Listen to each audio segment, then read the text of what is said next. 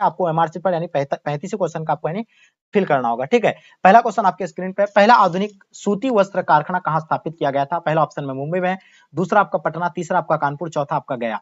तो देखिए ये क्वेश्चन बहुत ही महत्वपूर्ण क्वेश्चन आपके एग्जाम के लिए, तो जल्दी तेजी से इसका आंसर बताइएगा। आप लोगों को 3 से 4 सेकंड का आपको एक एक क्वेश्चन में टाइम दिया जाएगा, ठीक है, ताकि आप लोग आंसर दे पाइएगा जल्दी से। ठीक है, तो देखिए पहला आधुनिक सूती वस्त्र कारखाना जो स्थापित किया गया था वो मुंबई में किया गया था, ये तो आप लोगों को बिल्कुल पता है। और कब किया गया था, आपसे सवाल बनेगा यहाँ से, फिर दूसरा सवाल आएगा कि मुंबई में जो है ये कब स्थापित किया गया था? ये 1854 में जो है स्थापित किया गया था, ये तो आप लोगों को बिल्कुल पता होगा, 1854 में, ध्यान रखिएगा। ठीक है, चलिए दूसरा क्वेश्चन आपके स्क्रीन पे, हल्दिया पोतासराय जो है ये कहाँ पे है?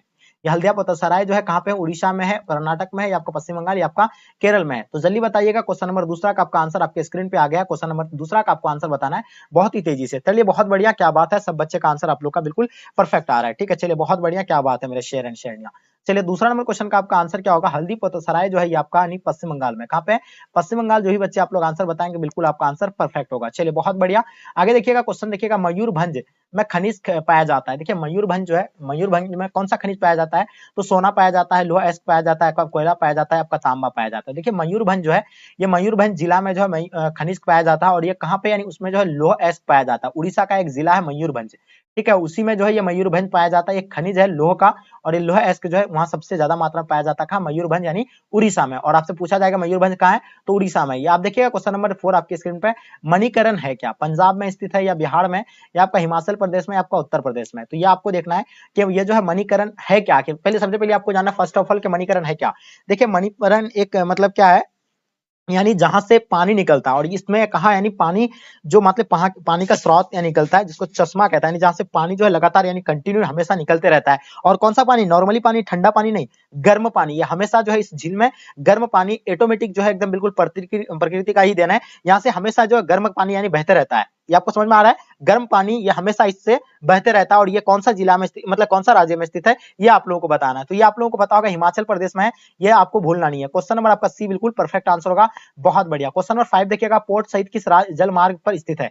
बहुत ही महत्वपूर्ण क्वेश्चन है। चलिए बहुत बढ़िया, क्या बात है मेरे शेयर एंड शेयरिया, बिल्कुल आप लोग का आंसर परफेक्ट आ रहा है। जितने सारे बच्चे आप लोग आंसर बता रहे हैं, बस आप लोगों से मेरा एक ही शिकायत है कि आप लोग शेयर नहीं कर रहे हैं बस। तो जितने सारे बच्चे क्लास में, आप लोग एक बार शेयर कर दीजिएगा अपने दोस्तों को। चलिए गुड आंसर, बहुत बढ़िया। चलिए तो बिल्कुल आप लोग का आंसर परफेक्ट आ रहा है। जितने सारे बच्चे दे रहे हैं, पोर्ट सहित जलमार्ग जो स्थित है आपका, यानी कहां पे स्थित है, तो ये आपका हो जाएगा यानी उस स्वेज नहर से, यानी पोर्ट सहित किस मतलब जल मार्ग पर स्थित है, तो ये स्वेज नहर पर स्थित है। ये बिल्कुल आपका आंसर बिल्कुल परफेक्ट है। क्वेश्चन नंबर 6 देखिएगा, इनमें से कौन सा मानव भूगोल की मतलब उपशाखा नहीं है? सांस्कृतिक भूगोल हो जाएगा, परिवहन भूगोल, आर्थिक भूगोल, या आपका जलवायु विज्ञान। तो बताइए इनमें से कौन सा मानव भूगोल की उपशाखा नहीं है? 6 नंबर क्वेश्चन बहुत इंपॉर्टेंट क्वेश्चन है। आई होप इसका डीएसटन आप लोग का आंसर बिल्कुल परफेक्ट होगा। 6 नंबर क्वेश्चन का आप लोग आंसर बताइए, जल्दी से बताइएगा इसका आंसर। बहुत बढ़िया, क्या बात है मेरे शेयर एंड शेयरिया। चलिए परफेक्ट आ रहा है। देखिए बहुत सारे बच्चे इसमें से गलती कर रहे हैं, आपको गलती नहीं करना है, क्वेश्चन को देखिएगा पहले, उसके बाद आंसर दीजिएगा आप लोग, ठीक है। चलिए तो देखिए आप लोगों को इसका क्वेश्चन, ये क्वेश्चन का आप लोग को सो डेफिनेटली आप लोग को 6 नंबर क्वेश्चन का आंसर आप लोग को पता होना चाहिए, 6 का, ठीक है। तो चलिए जलवायु आप लोग को पता होगा, इसका आंसर आई होप जलवायु होना चाहिए, जलवायु विज्ञान होना चाहिए। कि इनमें से कौन सा मानव भूगोल की उपशाखा नहीं है, तो ये जलवायु विज्ञान, ठीक है। तो इसका आंसर क्या हो जाएगा आपका, यानी जलवायु विज्ञान बिल्कुल एब्सोल्युटली करेक्ट आंसर हो जाएगा। क्वेश्चन देखिएगा आपके स्क्रीन पे 7 नंबर क्वेश्चन, नरोरा नाभिकीय ऊर्जा परियोजना कहां पर स्थित है? देखिए नरोरा नाभिकीय ऊर्जा के बारे में बताना, ये उत्तर प्रदेश में है, बिहार में है, आपका केरल या आपका त्रिपुरा में है। तो देखिए ये इसका तो आंसर आप लोग को सो डेफिनेटली पता होगा कि नरोरा नाभिकीय ऊर्जा जो है परियोजना कहां पर है, ये आपका उत्तर प्रदेश में, कहां पे, यानी उत्तर प्रदेश। तो इसका आंसर आपका उत्तर प्रदेश बिल्कुल एब्सोल्युटली करेक्ट आंसर होगा। जितने सारे बच्चे आप लोग उत्तर प्रदेश बता रहे हैं, बिल्कुल आपका आंसर परफेक्ट होगा। और एक तारापुर जो तारापुर नाभिकीय ऊर्जा है, तारापुर ये कहां पे है, तारापुर वाला कहां पे है, ये आप लोग कमेंट करके जरूर बताइएगा। तारापुर वाला ये लिखा नहीं जाता, लेकिन फिर भी आपको हम लिख देते हैं। तारापुर के बारे में बताना। क्वेश्चन नंबर 8 नंबर देखिएगा आपके स्क्रीन पे, कोंकण रेलवे पर रोहा स्टेशन किस राज्य पर अवस्थित है? तो बताइए 8 नंबर क्वेश्चन का आप लोगों को आंसर बताना है। सो एब्सोल्युटली आप लोगों का आंसर जो है बिल्कुल परफेक्ट होना चाहिए 8 नंबर क्वेश्चन का। चलिए बहुत बढ़िया, क्या बात है, एकदम गर्दा उड़ा देना। क्वेश्चन को देखते ही आप लोगों को क्वेश्चन का सुपड़ा साफ कर देना मेरे दोस्त। चलिए बिल्कुल गजब का आंसर आ रहा है आप लोगों का, बहुत बढ़िया, बिल्कुल सही एफर्ट आपके अंदर। चलिए बहुत बढ़िया। चलिए काजल शर्मा, अभिषेक, श्वेती कुमारी, चलिए बिल्कुल आप लोग का आंसर परफेक्ट आ रहा है, बहुत बढ़िया मेरे शेर। तो देखिए कोंकण रेलवे के बारे में आप लोग को बिल्कुल पता है कि महाराष्ट्र में, कहां पर, यानी महाराष्ट्र पर स्थित है। तो इसका आंसर आपका महाराष्ट्र बिल्कुल राइट आंसर हो जाएंगे। चलिए आगे देखिएगा आपके स्क्रीन पे क्वेश्चन नंबर, आपके स्क्रीन पे देखिएगा क्वेश्चन क्या कहलाता है, 9 नंबर क्वेश्चन देखिएगा, मीटर गेज रेल पट्टियों के बीच यानी चौड़ाई कितनी होती है? यानी 1.6 मीटर होता है, 0.7 मीटर होता है, 1.9 मीटर होता है, या 1.0 मीटर होता है? तो देखिए 9 नंबर क्वेश्चन का आप लोगों को आंसर बिल्कुल पता है कि 1.0 मीटर यानी 1 मीटर ही होता है। कहां का, यानी मीटर गेज रेलवे पटरियों के बीच की चौड़ाई जो होता है, जैसे ये पटरी है, इनका बीच का जो ये चौड़ाई होता है वो 1 मीटर का होता है। क्वेश्चन देखिएगा आप 10 नंबर क्वेश्चन आपके स्क्रीन पे, बहुत ही इंपॉर्टेंट क्वेश्चन है। आई होप इसका आंसर आप लोगों को बिल्कुल पता होगा। भिलाई इस्पात संयंत्र किस राज्य में अवस्थित है? चलिए जल्दी तेजी से आंसर बताइएगा। भिलाई इस्पात संयंत्र किस राज्य में अवस्थित है, ये बताइए। तो भिलाई के बारे में आप लोगों को पता है, मध्य प्रदेश ऑप्शन में दिया हुआ, छत्तीसगढ़ दिया हुआ, मणिपुर दिया हुआ है, आपका केरल में दिया हुआ है। तो जल्दी बताइए इसका आंसर आप लोगों का क्या होगा। चलिए बहुत सारे बच्चे आपका बता रहे क्या सर, मध्य प्रदेश, मध्य प्रदेश, कुछ बच्चे मध्य प्रदेश और कुछ बच्चे छत्तीसगढ़। तो जल्दी बताइए किसका आंसर परफेक्ट आ रहा है। मध्य प्रदेश और छत्तीसगढ़ में काफी बच्चे कंफ्यूजन में है, तो जल्दी बताइए इसमें आंसर आप लोग का क्या होगा। 10 नंबर क्वेश्चन का बहुत इंपॉर्टेंट क्वेश्चन है। आई होप इसका आंसर आप लोग का बिल्कुल परफेक्ट होना चाहिए। चलिए बहुत बढ़िया, क्या बात है। चलिए इसका आंसर आप लोग का बिल्कुल ऑप्शन आपका क्या हो जाएगा, यानी छत्तीसगढ़, जो ही बच्चे बताए हैं बिल्कुल इसका आंसर आपका छत्तीसगढ़ बिल्कुल परफेक्ट आंसर होगा, छत्तीसगढ़। ठीक है, आगे देखिएगा आपके स्क्रीन पे क्वेश्चन नंबर 11, इनमें से कौन सा कृषि आधारित उद्योग है। देखिए चीनी एक कृषि आधारित उद्योग है, जो ये कृषि आधारित चीनी, और आपका जो सीमेंट ये क्या है आपका, यानी तो इसमें आपको सिर्फ क्या पूरा कृषि आधारित उद्योग, तो चीनी एक कृषि आधारित उद्योग है, ये आपका हो जाएगा आपका ऑप्शन आपका ए बिल्कुल राइट आंसर हो जाएंगे। चलिए आगे देखिएगा आपके स्क्रीन पे क्वेश्चन नंबर 12, जनांकीय संक्रमण की अंतिम अवस्था जो होता है क्या होता है। जनांकीय संक्रमण का अंतिम अवस्था आपको बताना है। तो जन्म दर और मृत्यु दर दोनों में उच्च होती है, ये बिल्कुल गलत, मतलब क्या गलत, ये नहीं होगा। जन्म दर उच्च दर एवं मृत्यु दर निम्न होता है, ये भी नहीं होगा। ठीक है, उसका जन्म दर एवं निम्न मृत्यु दर या उच्च होती है, ये भी नहीं होगा। तो इसका आंसर क्या, जन्म दर और मृत्यु दर दोनों निम्न होता है। इसका आंसर आपका बिल्कुल परफेक्ट आंसर होगा, ऑप्शन आपका डी बिल्कुल राइट आंसर हो जाएंगे। जितने सारे बच्चे 12 नंबर क्वेश्चन का आंसर आप लोग डी बताएं, बिल्कुल आप लोगों का आंसर परफेक्ट आया, बहुत बढ़िया, क्या बात है मेरे शेयर एंड शेयरिया, बहुत बढ़िया, बिल्कुल सही एफर्ट का आप लोगों के अंदर। चलिए इसी तरह का आप लोगों का तैयारी का लेवल होना चाहिए, बहुत खुशी होती है हमें आप लोग इतना अच्छी से तैयारी कर रहे हैं। चलिए गुड आंसर। क्वेश्चन नंबर 13 देखिएगा आपके स्क्रीन पे, वह व्यक्ति जो एक वर्ष में 183 दिन से मतलब कम दिन काम करता है वो क्या कहलाता है। 183 दिन से जो अगर काम कम करता है तो उसको जो है क्या कहलाएंगे।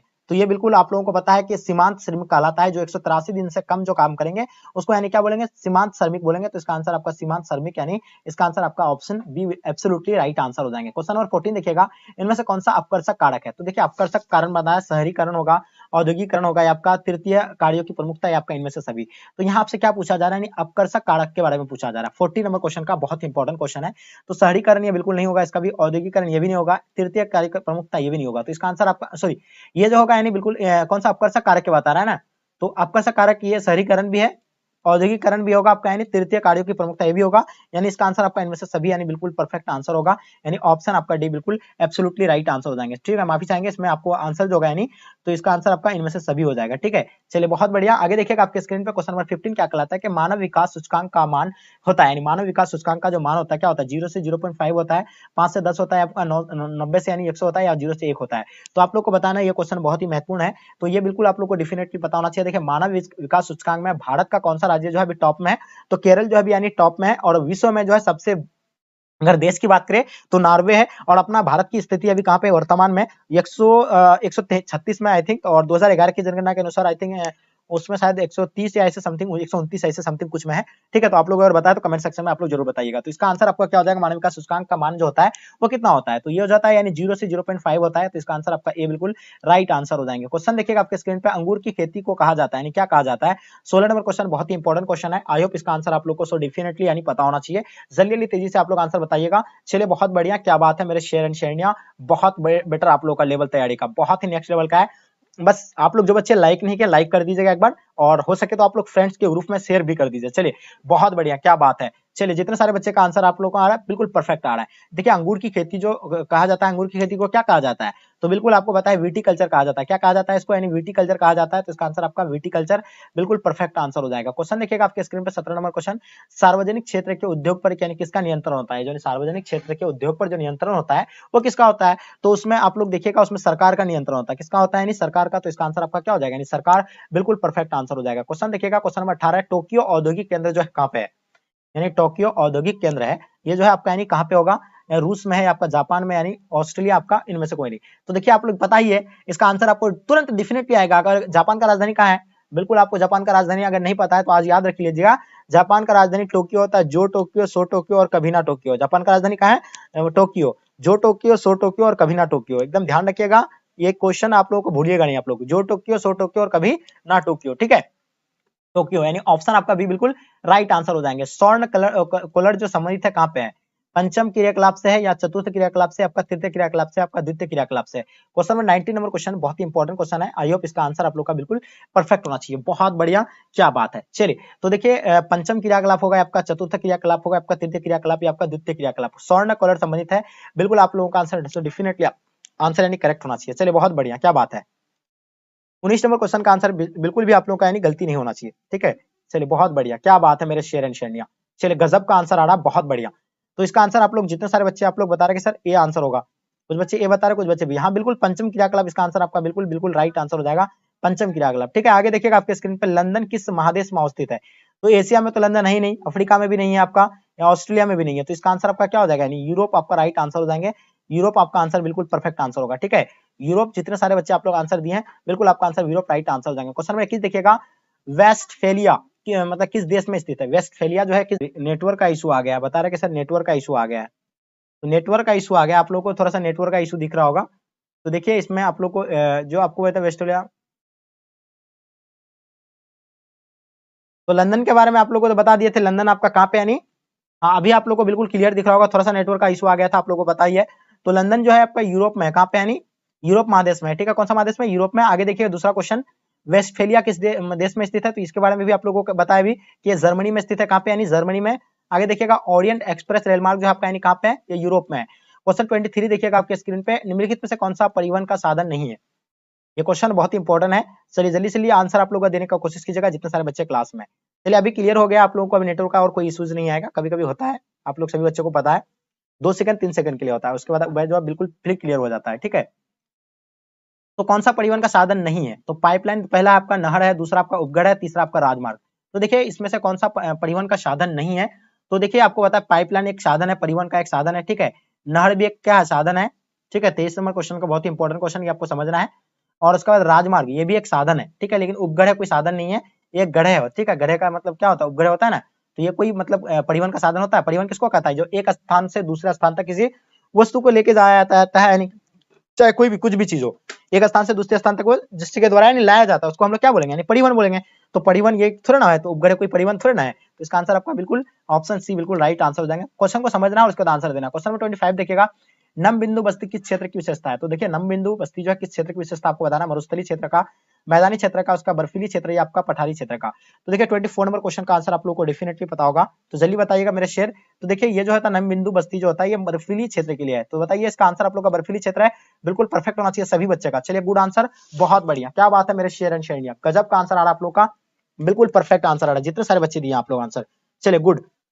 सर हमको ब्लू टिक कर दीजिए, कोई दिक्कत नहीं, आप रो क्यों रहे हैं, आपको ब्लू टिक मिल जाएंगे, क्लास रेगुलर आइएगा तब ना आपको ब्लू टिक कर दिया जाएगा, ऐसे ब्लू टिक कैसे कर दिया जाएगा दोस्त।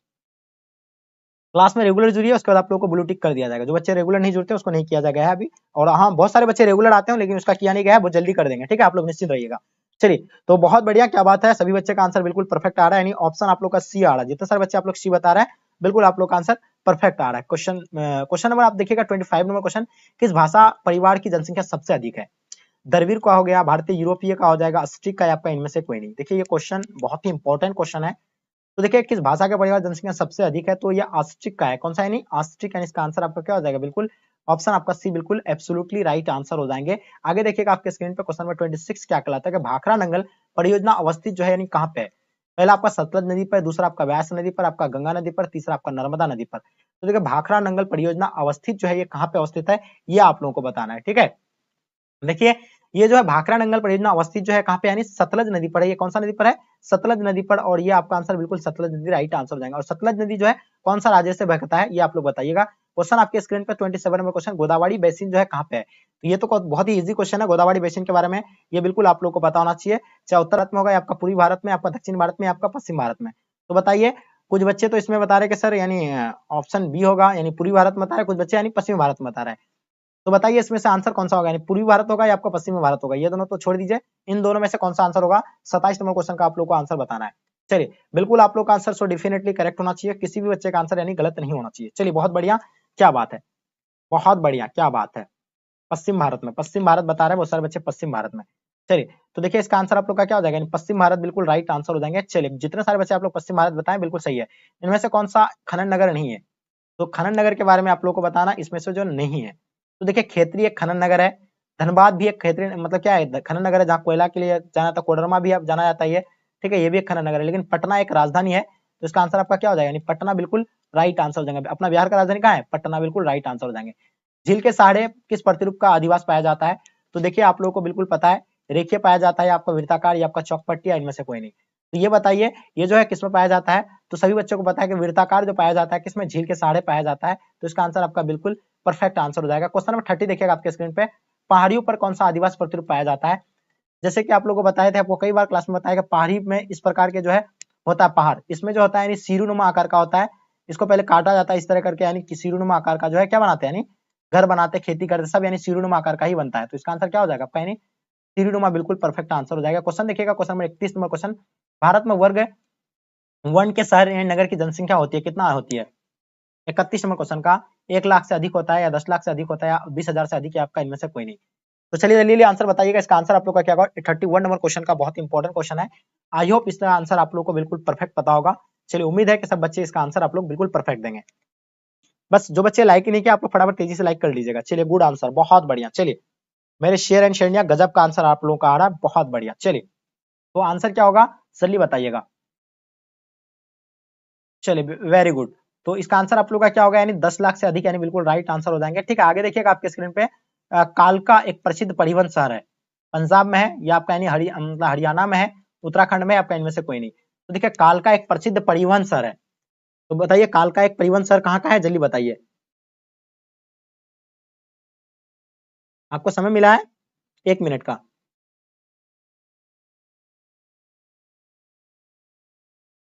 चलिए जल्दी बताइएगा।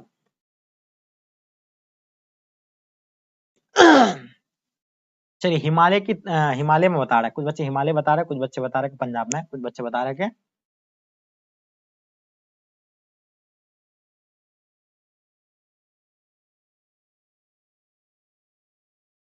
चलिए हरियाणा होगा, कुछ बच्चे हरियाणा बता रहे हैं, कुछ बच्चे हिमालय बता रहे हैं। तो देखिए अभी भी आप लोग कंफ्यूजन में है।